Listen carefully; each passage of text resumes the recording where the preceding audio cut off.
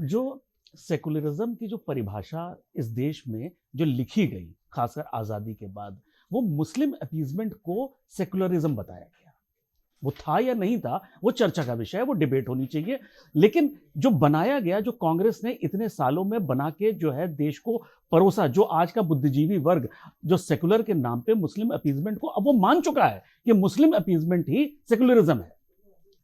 अब अगर हम ये बात करें, अगर आज की सरकार, मोदी सरकार, ये देश को, ये युवाओं को बताना चाहती है सोमनाथ मंदिर के गौरवशाली इतिहास के बारे में, तो किसी को क्या समस्या हो सकती है? नहीं समस्या सर एक चीज में मैं चूंकि मैंने हर्षवर्धन सर से भी यही पूछा था कि आप इतिहास बताइए, पर बार बार नेहरू, बार बार डिस्कवरी, बार बार कांग्रेस, इसकी आवश्यकता क्यों है? नहीं, क्योंकि अब बीजेपी को जब इतनी मजबूत है।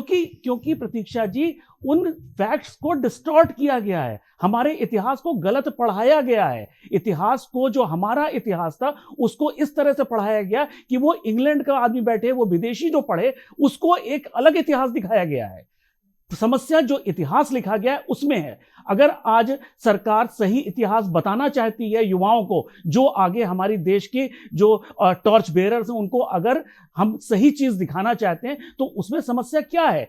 अगर हम उसको जो पुरानी किताबें हैं जिसमें गलत चीजें लिखी हुई हैं, विदेशियों को अपीज करने के लिए लिखी गई थी, अगर उसको हम गलत बता रहे हैं, तो उसमें गलत क्या है? अगर आज की सरकार सोमनाथ मंदिर के गौरवशाली इतिहास को बताना चाहती है, तो उसमें समस्या क्यों है? और समस्या उस समय क्यों नहीं हुई जब यहां पे देश के सारे नेता, मैं एक लाइन से कहता हूं कि सारे नेता, आज से 10 साल पहले, क्या आज भी मौका मिलेगा तो जालीदार टोपी पहन के जो जाके बैठ जाते हैं, उस पर किसी को क्यों नहीं समस्या होती? सोमनाथ का इतिहास बताने पर समस्या है, और जाके उनके यहां खाना खाने, इफ्तार पार्टियों से समस्या क्यों नहीं है?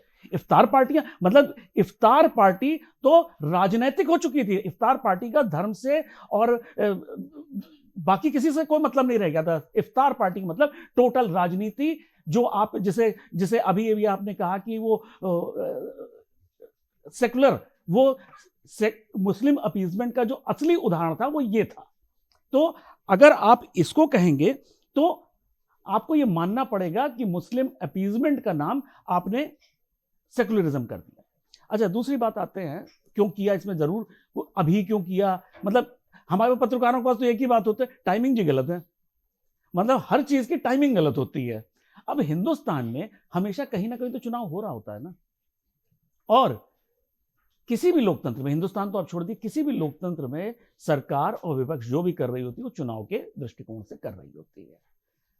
अब वेस्ट बंगाल का चुनाव है, वेस्ट बंगाल का चुनाव, मेरा ऐसा मानना, कि सभी का ऐसा मानना होगा कि बीजेपी के लिए वो नाक का सवाल है। पिछली बार बहुत अच्छा उन्होंने फाइट करी थी, लेकिन जो असली समस्या वेस्ट बंगाल की है, और वेस्ट बंगाल की वजह से सारे देश की समस्या है, जो वहां पे डेमोग्राफी चेंज हुई है, जो वहां पे घुसपैठ इतनी हुई है, जिस तरह से मेरे ख्याल से 4-6 सीटों पे तो पूरा का पूरा वो डेमोग्राफी इस हद तक चेंज हो गई है कि मुस्लिम मतदाता जिधर जाता है उसकी जीत हो जाती है। तो 9 डिस्ट्रिक्ट। अब ऐसी हालत में आप, अगर बीजेपी ये लोगों को बताना चाहती है कि वहां का जो सो कॉल्ड, जिसे आप सेकुलर कहेंगे, जो सो कॉल्ड वामपंथी विचारधारा से ओतप्रोत जो वहां का भद्र मानुष है, जिसे हम सेकुलर कहते हैं, उसको ये पता होना बहुत जरूरी है कि भाई जागो, नहीं तो बहुत जल्दी बांग्लादेश वाला हाल कहीं तुम्हारा भी ना हो जाए।